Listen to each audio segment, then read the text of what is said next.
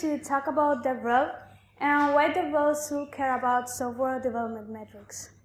So, I'm Ana Jiménez, and I did my major in marketing, and I started to get involved into the software industry and DevRel activities thanks to Bitergia, that is the company I'm working for.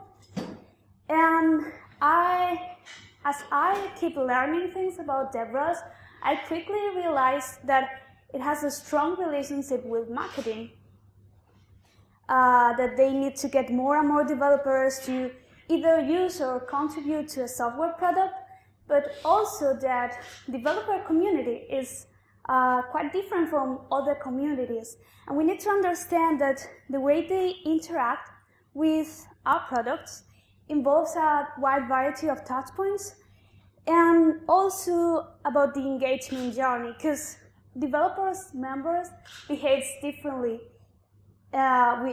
within our marketing funnel. So normally when we think about developer relations, we see it as the linchpin between our company and its community. And they need to, as you can see here, drive awareness and also provide developer resources. And not only that, they need to get developer feedback and be able to provide to the company of this developer feedback and prove that their investment is being worthwhile. So when developers go through the mission into getting more and more developers to contribute or use their software product, they usually go through the marketing funnel process from discovery or awareness, conversion, and also retention. Because I feel that's like a weak point. Like we don't care too much about it, but it's really important, and it can give us a lot of feedback. And when I see this, I see that every developer might use different touch points and platforms to get in touch with the product. Maybe they hear about the product through a website or through a meetup, and then they start searching for information through forums, or maybe they joined a collaboration hub or tags. And as you can see, each community member behave differently, and we should learn about that and get that type of information. Because we have a lot of different touch points where our developer community can interact with, and the way developers interact with a product is valuable for us to collect feedback from community. And we should be able to measure all these touch points. Because if you cannot measure it, you cannot improve it. But when it comes to time that we need to measure and analyzing community health, normally developer relations faces two main problems. The first one is about a place where we can collect all this feedback from community, and on the other hand, also a way to get evidence about all these data sources and get aggregated information, and not start looking information from different resources or analytics platforms. So at this point, it's when I ask, why software development analytics? Well, I think this is really a good solution because it measures all these data sources in terms of activity, community, and performance, and can answer some of these questions that are really valuable for our information, such as where are my contributors, or who's leading my software project, or even about efficiency, like are we being efficient, for instance, answering tickets?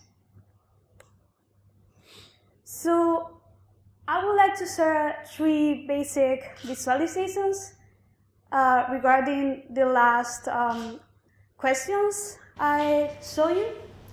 So the first one, it deals with the engagement journey my developer can follow.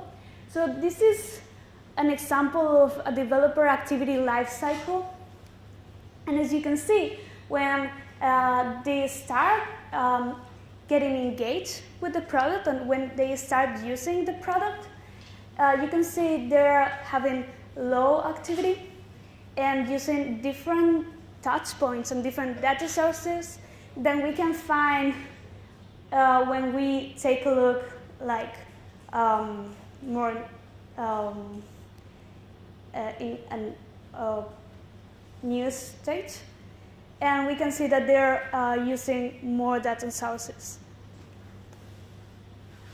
The second visualization is about who's leading my software project, because I think it's important to know who are the ones that are contributing the most.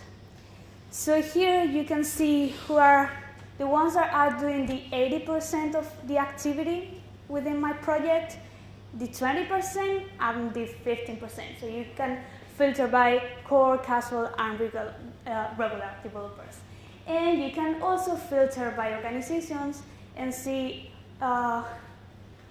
which core developers come from outside the company. And finally, these visualizations talks about efficiency. So this is typically ticketing systems where we can see how fast are we taking to respond to issues, for instance. So you can see the immediate time to first attention and the average time to close. So the green color means that we are going fast enough, we are doing right.